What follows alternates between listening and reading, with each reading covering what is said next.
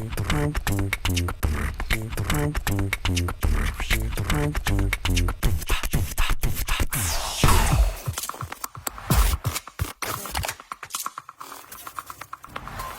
aspect that I've seen a lot on your website and in a lot of places where you've been speaking is you're emphasizing on the high fees and high foreign exchange rates on existing services that people currently use. Now, because, like I'm just going to mention Sendwave, for example, they offer their service, at a certain, of course, there's no fee per se, but then there's a differential.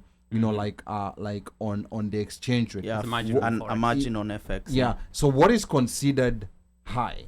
Because if, for example, I'm seeing the Kenyan shilling is trading at 120, and then I'm being offered by Sendwave 118 shillings. There's a 2 shilling differential.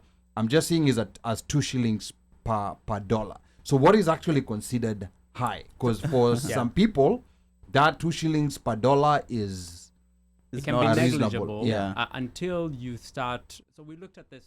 One of the main reasons was to bring the cost of sending money down. So the global average is around 6.8%. So if you're sending $100, you're paying $6.84. In Africa, it's significantly much higher, particularly depending on the medium or mode that you're using. So let's analyze Sendwave because that's a common aspect for it. Yeah. So what we want to do is to bring you as a customer as close to the mid-market rate as possible. And when I mean the mid-market rate, I mean what you're seeing on Google as the trading rate. So if the shilling is trading at 120, we want to be as close to that 120 as possible. Okay. What Sendwave and others do is they tell you there is no fee, but what they cover there's a cost to sending money. There's a cost to it. They cover that fee through that the exchange rate in the forex. So Sendwave, for example, only lets you plug in debit cards, which is one key differentiator, which means that because of that, you have these limits that are placed to you on the debit card, which is why Sendwave, you can only send up to $2,099 per single transaction and up to $12,000 per month because there are limits on the debit card and they have a lot of variety of other things. And the reason why they have that spread is because there's something called an interchange fee, which is a fee that every swipe of that debit card is paid to the debit card issuer, the Visa, the MasterCard, and the bank. So that fee, Sendwave has to cover it, and they cover it in that spread. That's why if you see it at 120, they will give you 117.50.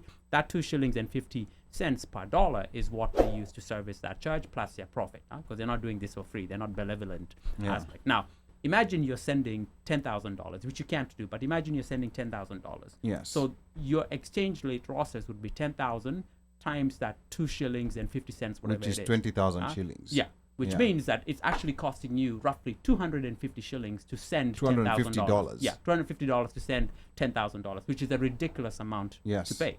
Because you can easily wire that money through a bank wire. It will go very slow for rails, $40. but it will be for $40. Yeah. Okay. So these are some of the challenges when we're talking about reducing the fees and actually being very clear.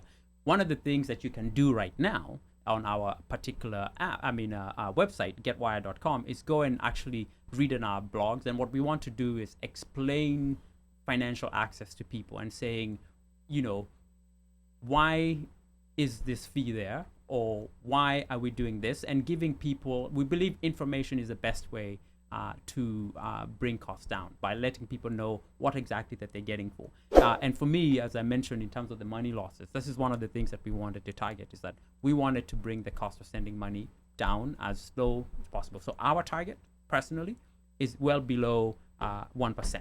Right below now, 1%, we are between 1 and 3%, but we hope to be below 1%. And the reason why we're going to be able to do that is the intricacies that we have built by this direct partnerships that you have had Hemston mention, because we can ride on, we don't have to use third-party intermediaries to move our money, like Sendwave is doing, is that we can actually make this on an interbank exchange, and have to be getting banks and the players to sit on the same corridor and say, hey, we would want to give you access to Forex. You go to a Kenyan bank and say, want to give you access to Forex, and then you work with them to bring this cost down for the individual. Yeah, and just to quickly add on to that, and maybe I think I can't insist enough on why we are doing what we are doing, which is pretty much to unlock financial opportunities for a lot of the African immigrants, and by extension, making the world a better place, right? And as an example, for the 50 billion or so that's sent to Africa every other year, about $3 billion is lost in fees, right? And that's the combination of that. Million or billion? $billion, yeah. Okay?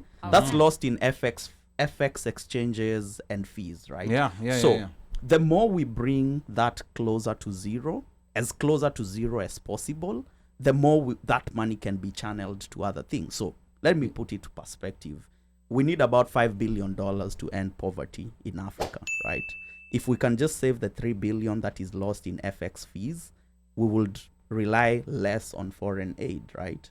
So ideally for us, and that's why we have a CSR arm through a couple of organizations that we work with, to also be able to give back to the community, because we do what we do not only just to make money, but we want to actually change lives. And by you saving up on that 20,000 shillings, you can support a kid, or you can help build a home for the elderly in Africa, right? And our people back at home now can start enjoying some of the fruits of these savings that might look very negligible, in the eyes of people that can actually afford it, so yeah.